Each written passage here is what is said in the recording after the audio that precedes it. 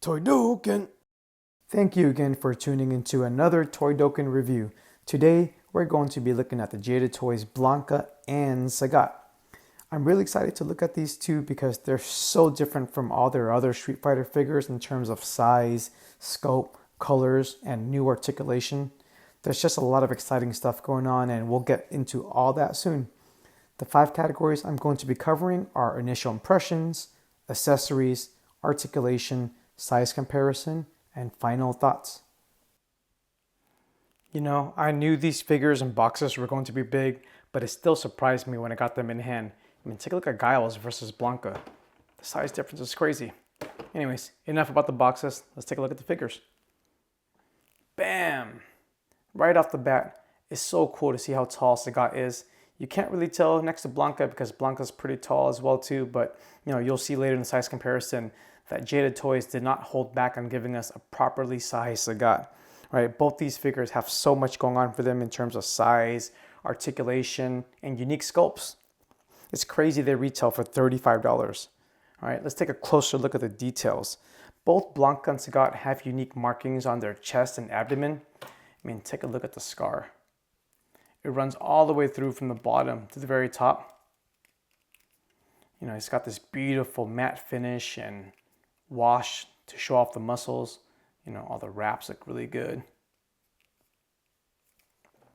Same thing with Blanka too. His fur or hair, you know, runs all the way through.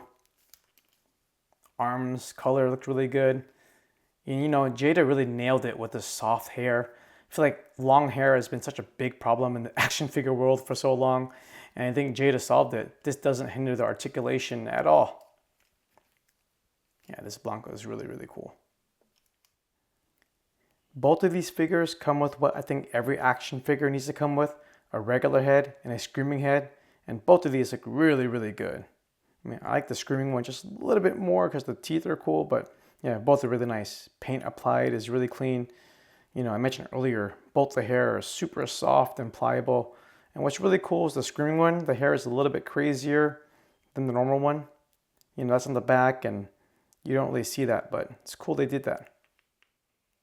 For hands, you get 2 open hands and 2 fisted hands. Each figure in the line comes with a special effect, and of course Blanka is his electric move. It's really cool. It's a nice translucent yellow that fades to like a white on top. Yeah, it's nice. Just like Blanka, Sagat comes with 2 heads, a regular head and an angry head. This one has less going on than Blanka does, but you know, it's nice little touches like the scar here. It's actually sculpted on, not just painted on. Eye patch paint is well done and clean. Same deal as Blanka. He comes with 2 open hands and 2 fisted hands. Paint's really clean on the wraps, and you know, they're fully sculpted in there as well too. It's not just paint. Yeah, looks really good. So Sagat comes with his fireball tiger shot. Really nice finish on it. I like how it goes from like an orange and fades to like a darker orange. The back looks really cool. He comes with a stand as well too. In terms of articulation, Jada always does a really good job, and these 2 figures are no exception. You know, there's some things that Sagat has that I wish Blanka has, and some things that Blanka has that I wish Sagat has, but either way, Jada toys are always so fun to pose and mess around with. So starting at the head, he has a double body joint at the neck and the top. So he can look down that far, look up not that far, can tilt left, tilt right, you know, 360, all that. The shoulders are really nice. Hits a nice easy T-pose. Nice butterfly joints front and back. Spins 360. There's a nice bicep swivel and double jointed elbows. The wrist pegs are on a hinge. I like that you can pull it out just a little bit and get a lot more range out of it. His upper torso rotates really nice. Same thing with the bottom one as well too. If you combine them both together, he leans forward that far, leans back that far. His crotch piece, like I was saying earlier, there were some things I wish Sagat has that Blanka has and vice versa. So Blanka, his crotch piece, it's really soft and pliable. So his leg can go up really far and it doesn't hinder the articulation at all. With Sagat, his rubber crotch piece is much harder and much more firm. So it can hit about 90 degrees. You can push it a little bit further than that, but it tends to want to go back unless you heat it up. So I don't know why they went with a thicker material on Sagat and a much thinner material on Blanka.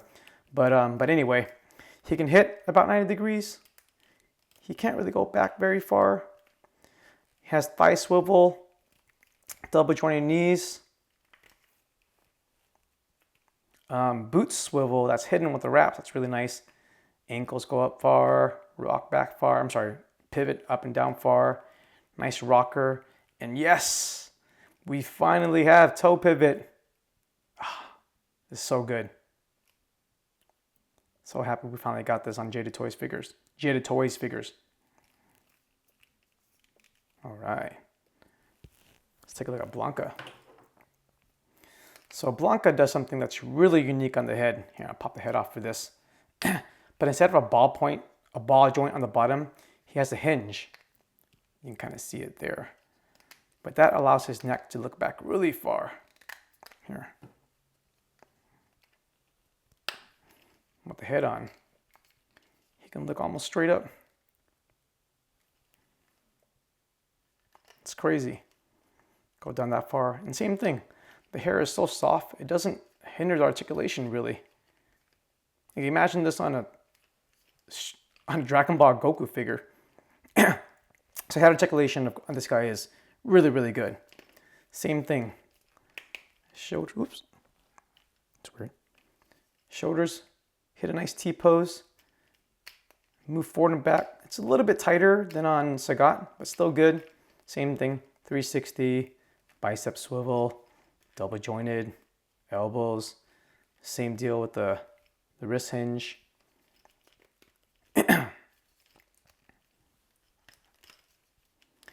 Upper torso moves about that much. And the lower torso moves much easier because of the softer material. It doesn't want to fight it like it does on Sagat.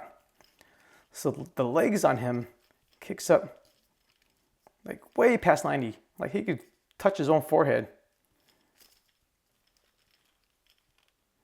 I did notice that when I was moving it, you can kind of see it, but I think one negative with the softer crotch piece is the painted areas can kind of crack. I mean, that's so minor. I mean, I like the posability, so I don't mind, but just a fair warning for people. The white part of the paint does, see the crack there? It's just from the paint. But anyways, legs also have a thigh swivel that's hidden with the shorts. Double jointed knees, go back really far. Ankle pivot, up and down, nice rockers. Oh, what's really cool, he also has boot swivel, shin swivel, and it's hidden by